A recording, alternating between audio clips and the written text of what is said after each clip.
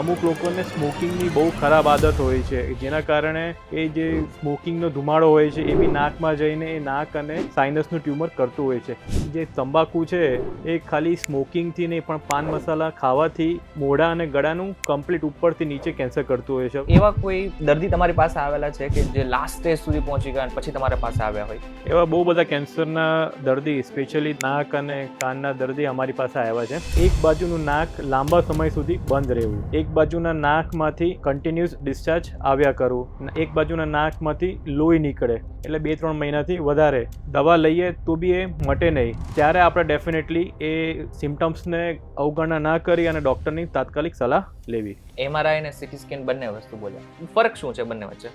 CT સ્કેનમાં આપણને હાડકાનું information વધારે મળે અને MRIમાં સોફ્ટ ટિશ્યુ, સ્નાયુ, પછી ટ્યુમર એની ઇન્ફોર્મેશન આપણને વધારે મળતી હોય છે. કાનમાં બહારના ભાગમાં તમારે સળીથી આપણે જે સાફ કરતા હોઈએ છીએ, જેના કારણે આપણે કાનના બહારના ભાગમાં વાગે અને એનાથી બી પછી આગળ કેન્સર થઈ શકે છે.